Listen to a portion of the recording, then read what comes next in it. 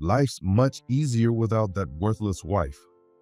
Yeah, but I need her around, 'cause she's my ATM. The day after I left for a business trip, I was at the front door of my houses, where Harry and Karen were waiting for me. And I overheard their conversation, both laughing loudly. Am I an ATM? Worthless wife? As soon as I heard that, I felt a surge of anger, ready to confront them. But I held back my anger and decided to leave quietly. They always said the reason our family wasn't working out was because of me. But from what they just said, it was clear I was their lifeline. To them, I'm not even a person. They must just think of me as some money-carrying robot. Even though I was at the front door, neither of them seemed to notice I'd come back from my trip. And that made sense because I had told them I would be gone for 2 days. So why did I come home so early? It had something to do with advice from a certain someone. My name is Catherine Davis, 48 years old. I'm married, but even at this age, I'm still working full-time. Well, actually, I'm the CEO of my company now. In simple terms, I'm the boss. When I was young, I never imagined it would come to this. I always dreamed of being a stay-at-home wife. So why am I still working so hard? There's a clear reason. My marriage to Harry, my current husband, completely changed my life. I was a shy bookworm from a young age, and after graduating college, I got jobs at a small publishing company. Though I worked for a publisher, most of my tasks were in sales. I wasn't good with people, but I pushed myself to overcome that, working as hard as I could. The folks at the company really took me under their wing, and I worked even harder to repay their kindness. I was lucky to be surrounded by good people, and before I knew it, I found fulfillment even in sales, which I used to dread. Eventually, I got more opportunities to do editing and proofreading, the kind of work I really wanted to do, and I poured myself even more into my job.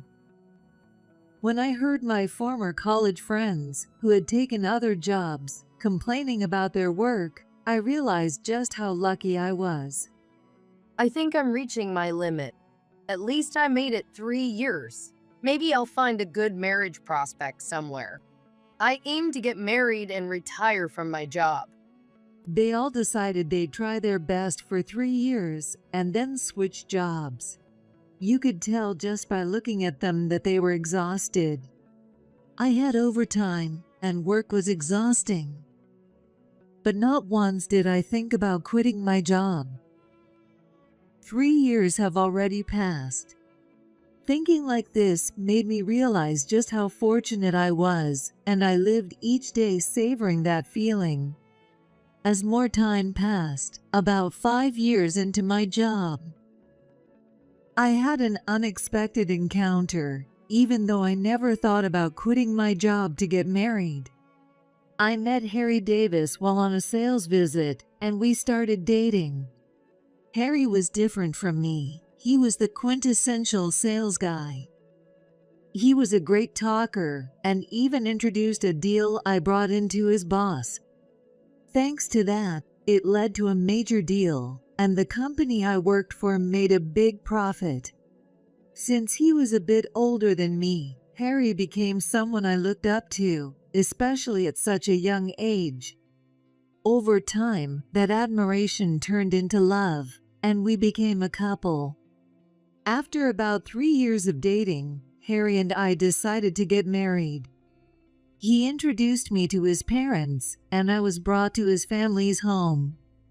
That's where I first met his mother and father. Both of them were easygoing and approachable, and they were overjoyed about our marriage. By that time, Harry's father was already bedridden due to illness, and his mother was taking care of him mostly alone, since Harry had to work. Despite working, Harry helped care for his father since he was still living at home. Both Harry and I planned to find a new place to live after getting married, which would leave his mother and ill father alone. From that day on, I visited Harry's family home several times. I got more opportunities to talk with his parents, and gradually, I grew fond of them. Would it be all right if I moved into your parents' place and lived with them? Feeling bad about leaving his elderly parents alone while we moved into a new place, I proposed this idea to Harry. Your dad's sick, and it's tough for your mom to handle everything alone. I think I can manage well with both of them and want to help them. Harry hesitated a bit, but eventually agreed and brought it up to his parents. At first, they both declined, saying they didn't want to be a burden, but eventually, I convinced them, and we ended up living together.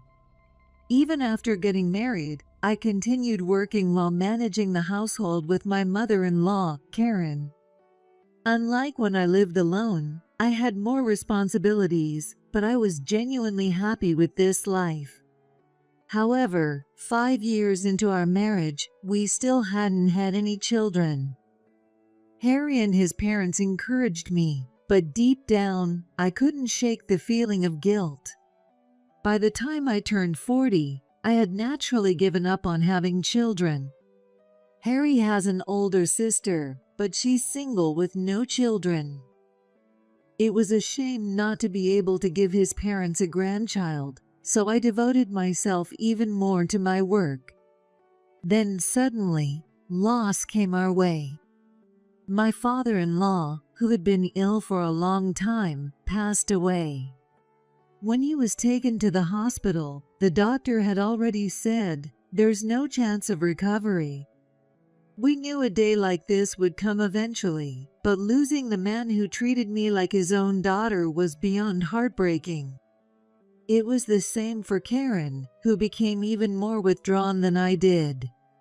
Losing a husband she'd been with for so many years, it was only natural. Her smile vanished, and she spoke less and less. Even when I tried talking to her, she often seemed lost in thought, and Harry was clearly worried as well. But no one could ever replace my late father-in-law. The once cheerful atmosphere that Harry's parents brought into the house was gone, and the place now felt heavy and dreary. Around this time, Harry also began to change. He started speaking harshly to me, ignoring me, and everything in our life seemed to fall apart. My marriage began to crumble right after my father-in-law passed away. Harry, who had never been much of a drinker, started going out drinking almost every day. That kind of lifestyle took its toll, and one day Harry got drunk and went out of control in a pub. Though the other customers managed to restrain him, Harry ended up with a serious injury that left lasting damage to his leg. Harry had been the one to start the fight at the pub.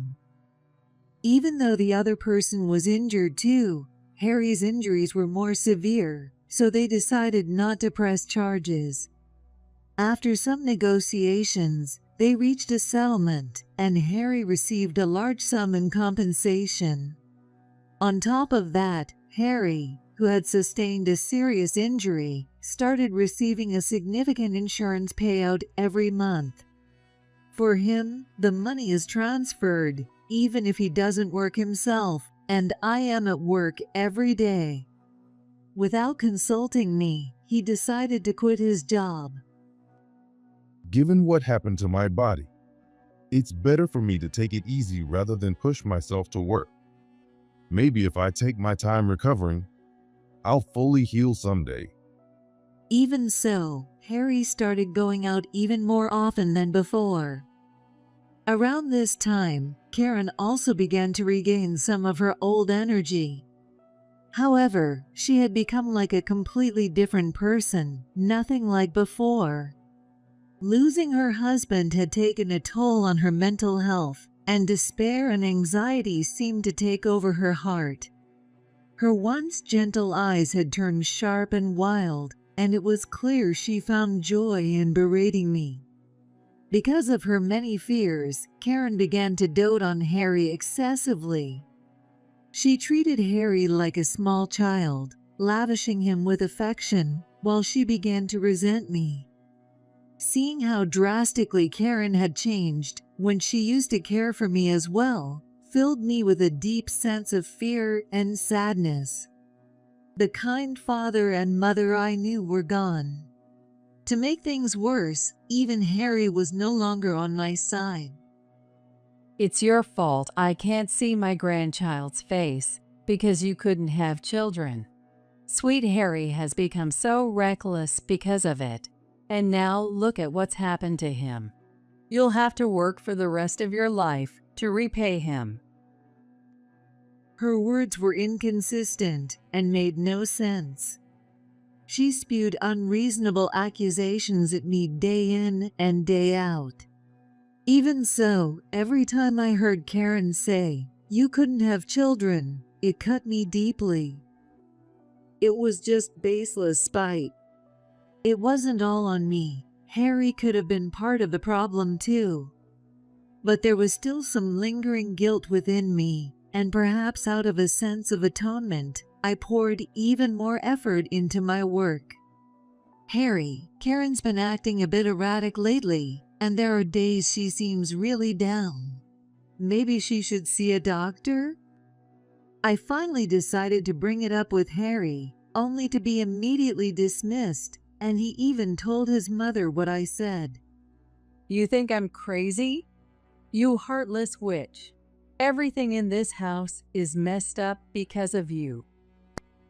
Although she was too old to actually get physical, Karen verbally assaulted me as if she might pounce at any moment. Her paranoia was intense, and even the way she looked at her son was off. It was clear she was mentally unwell, but there was no way I could take her to the hospital in this state. I had no choice but to endure it and continue taking care of both of them.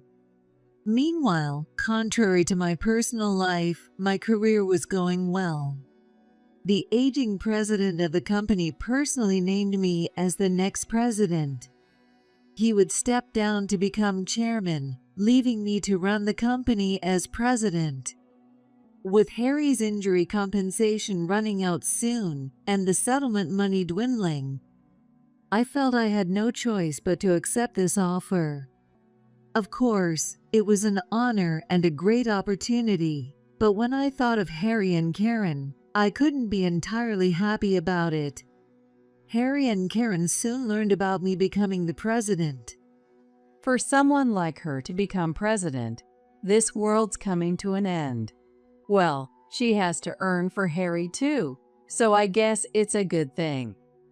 By then, I had no idea whether Karen was genuinely praising me or being sarcastic. There was no point in arguing, and I knew she would never go back to being the kind person she once was. Such give up had taken hold in my mind. Harry still refused to look for his job, using his lingering leg injury as his excuse. To be honest, it seemed like he had gotten much better. But if I said anything about it, they would gang up on me. Knowing that, I didn't feel like saying anything. As long as I kept working hard and making money, things wouldn't get any worse. For some reason, I truly believed that, but soon my peace was shattered. Harry started having affairs repeatedly. The first time I caught on and confronted him, he looked genuinely ashamed. But then Karen stepped in. Who do you think is to blame for this? It's your fault he has to release his stress outside, since you couldn't give him a child. And it's also because you're always glaring at us with that scary face. I thought infidelity would mean the end of my marriage. But when I was blamed by both of them in such an unreasonable manner, I started thinking maybe I really was at fault. Even though Karen had lost her mind, she still knew exactly how to hurt me. It was like I had been brainwashed, and all I could do was apologize repeatedly. Since then, Harry's affairs and his late-night outings became something both his mother and I tolerated. When I stopped to think calmly, I knew it was wrong.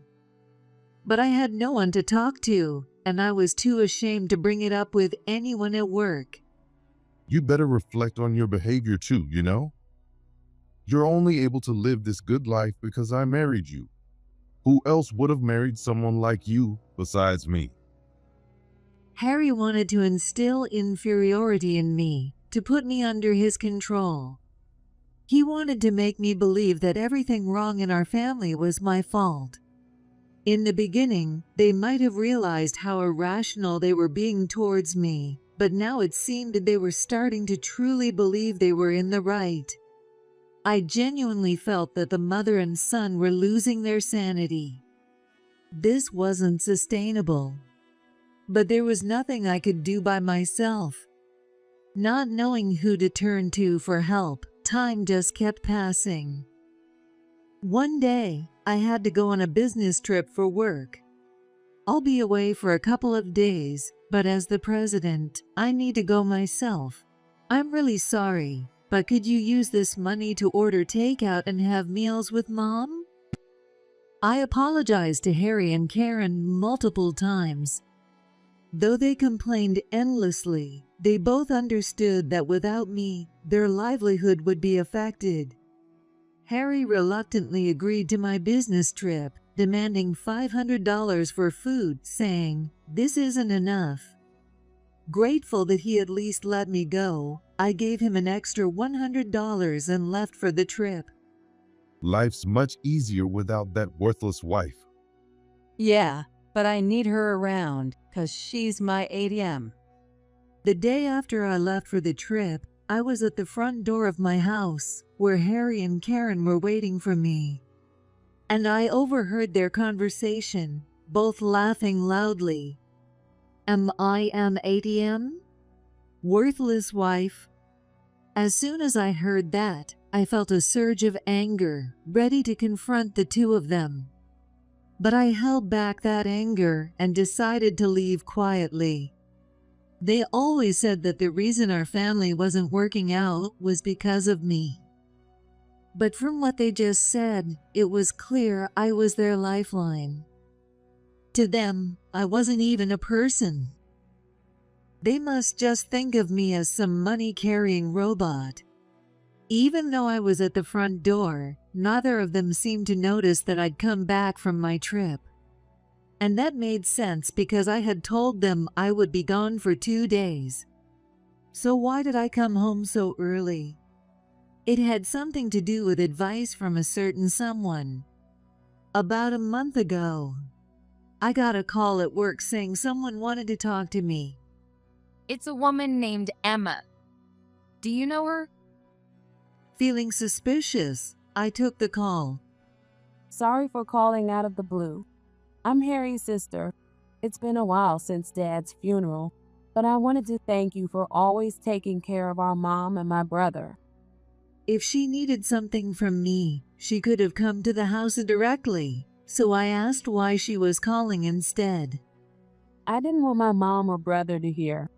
I know it's a strange thing to ask, but have you been struggling? If you'd like, could we meet in person to talk? It was true. I hadn't seen Harry's sister since the funeral, and honestly, we weren't close. When Harry and I got married, she barely made it to greet us, and as far as I knew, she never came home to visit. Could it be that she was also looking to get money out of me? Frightened at the thought, I went to the cafe where she'd asked to meet. Sorry for showing up out of nowhere after all this time. This might have been the first real conversation I'd ever had with Harry's sister, Emma. Like Karen used to be, she was gentle and had a kind demeanor. Given my experiences with Harry and Karen, I found it hard to let my guard down around her.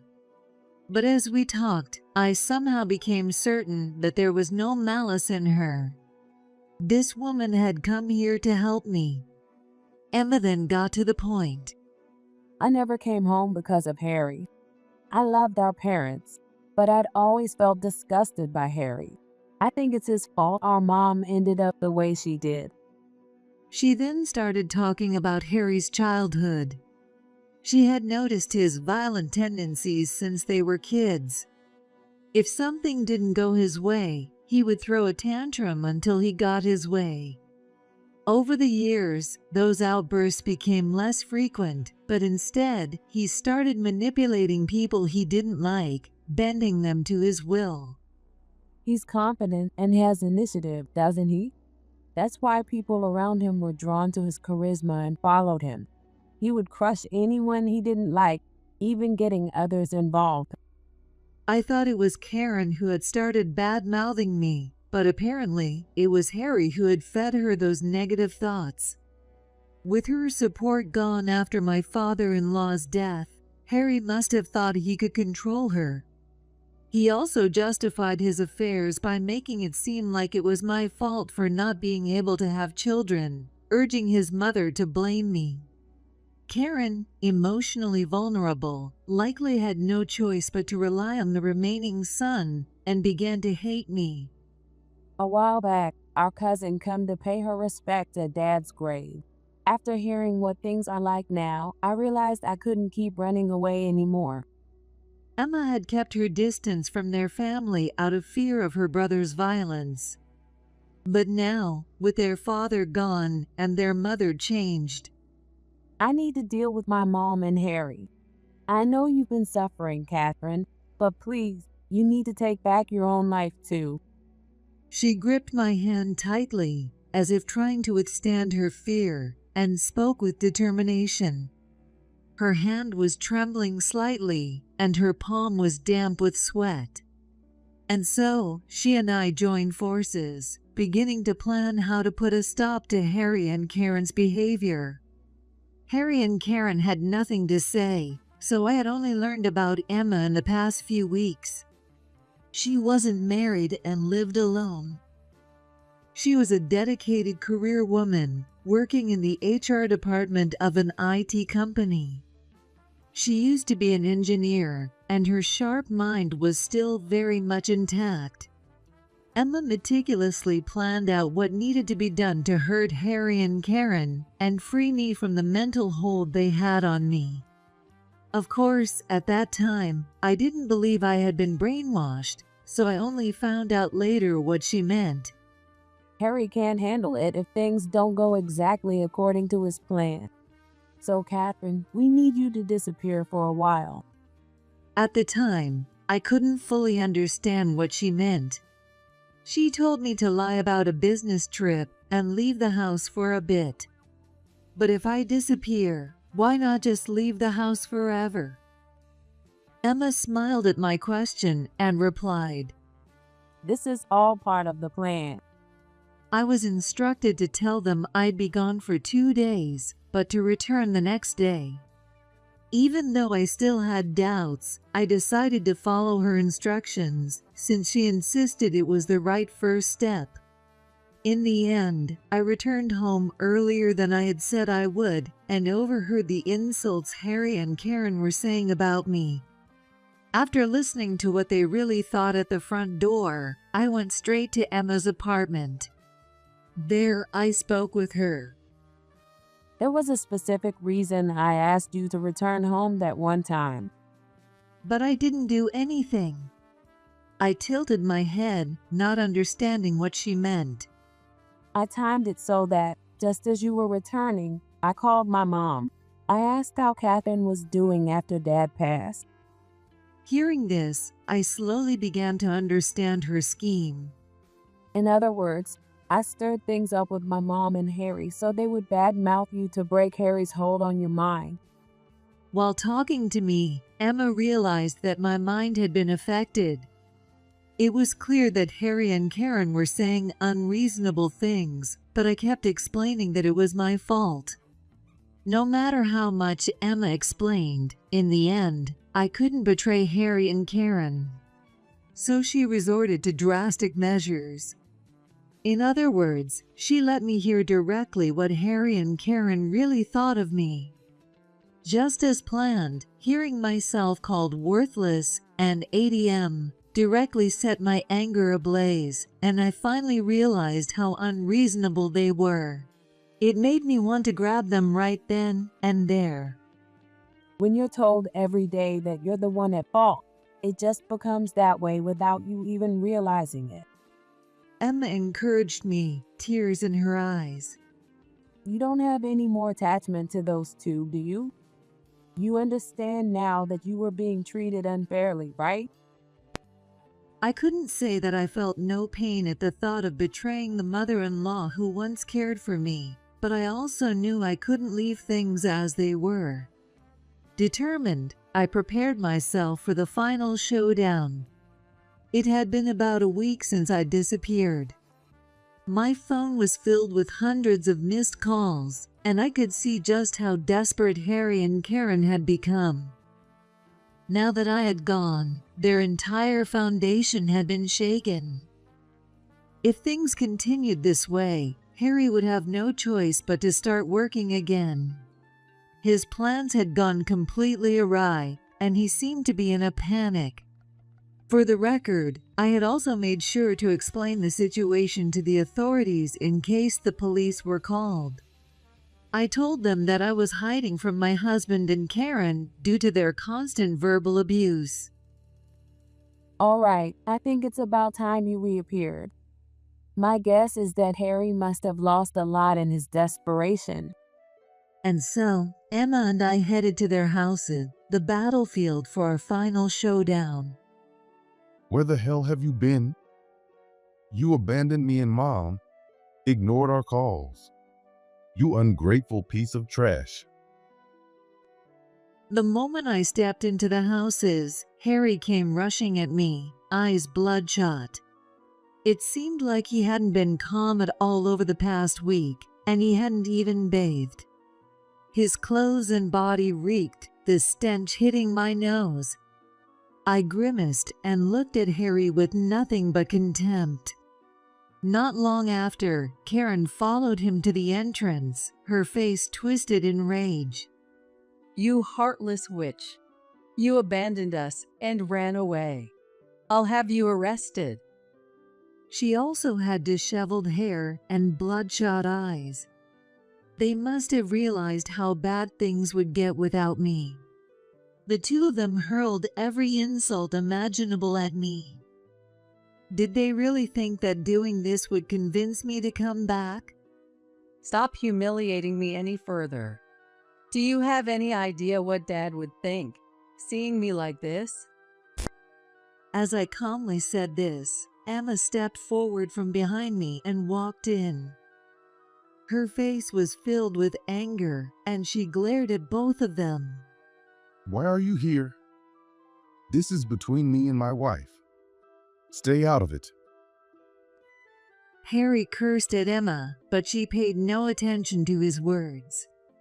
She walked straight into the living room, her footsteps heavy and deliberate. Do you really have no idea why I left? I asked them, but Harry and Karen just looked at each other, shrugging in confusion. Were they pretending not to know, or were they genuinely clueless? I found myself astonished. You called me a worthless piece of trash and an ATM, didn't you? When I came home early, I overheard you both loudly bad-mouthing me. I stated the facts plainly, glaring at the two of them. They must never have imagined I'd heard them. A look of shock spread across Harry and Karen's faces. That's right. You never imagined I'd come back early, but if I hadn't, do you really think I would have heard those exact words? They kept insisting it wasn't true and denying it, but as they faced the cold stares of me and Harry's sister, their words gradually trailed off. It's really disappointing to know that's how you felt. This is outright disrespect, isn't it? You've hurt me far more deeply than you can imagine, yet you've only thought about yourselves. Realizing how bad things were getting, Harry opened his mouth. Did you trick us? Acting like you're the victim here. Give me a break. What do you mean hurt? Mom and I are the ones who are shocked at what you've done to us. Shocked? He didn't feel that way, not even a little. Don't twist the subjects. Right now, we're talking about the emotional pain I've suffered. Don't use convenient words like acting like a victim. I'm just stating the truth. I yelled loudly, refusing to let Harry and Karen control the conversation. Harry, I heard you've been cheating on her. Although, from what I've guessed, that's probably ended recently, hasn't it? Hearing Emma's words, Harry stiffened and glared at her. Did she put you up to this? What the hell did you do? Emma couldn't help but burst out laughing. Is it my fault? Did you just try to get money from that other woman? You panicked about Catherine leaving and got scared about your future. You've always been like this. When things don't go your way, you panic and do something stupid. Just like she said, Harry had gone to ask his mistress for money, and she dumped him.